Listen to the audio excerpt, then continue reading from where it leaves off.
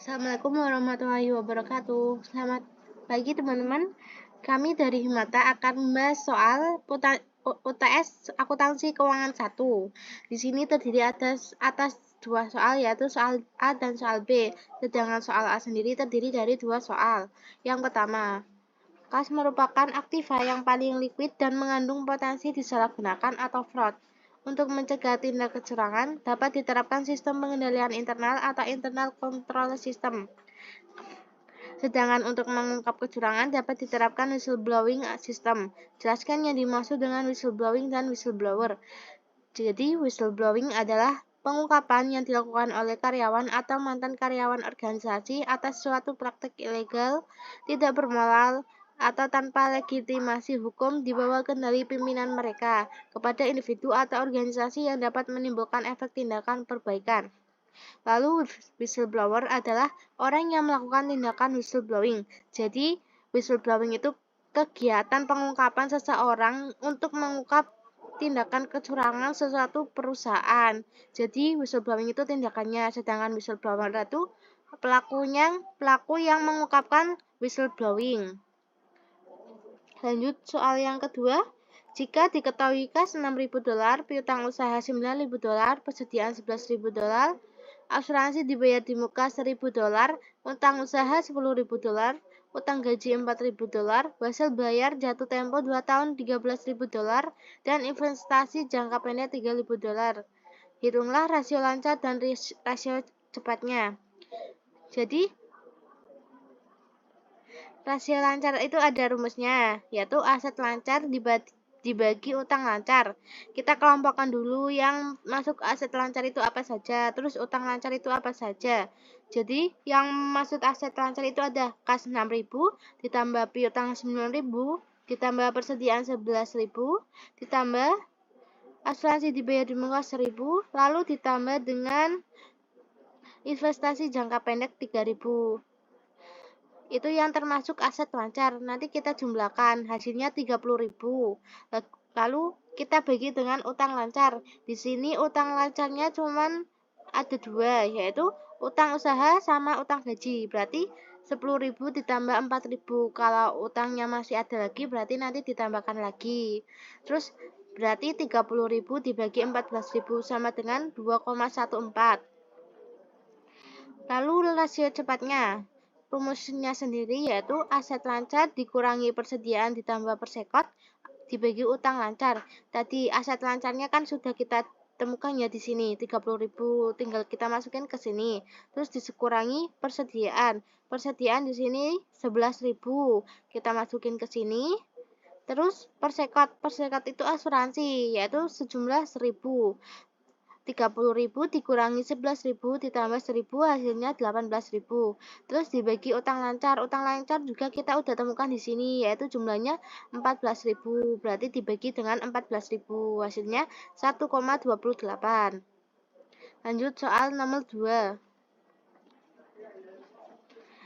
PT Mitra Trax memiliki tingkat piutang tak tertagih kategori tinggi. Saldo akun piutang perusahaan sebelum penyesuaian sebesar $555.000 dan penyisian piutang tak tertagih bersaldo kredit $35.000. Saldo penyisian piutang tak tertagih akhir tahun yang dilaporkan dalam neraca akan didasarkan pada skedul umur piutang berikut. Ini skedulnya. Terus diminta buatlah jurnal penyesuaian untuk penyisian piutang tak tertagih dan posting ke buku besar masing-masing akun. Yang kedua, hitunglah saldo yang tepat bagi penyisian piutang tak tertagih pada akhir tahun. Kita jawab. Yang nomor 1 dulu. Kita ini tuh dikelompokkan dulu dari hari piutangnya dibagi kurang dari 16 sampai 30 dan seterusnya.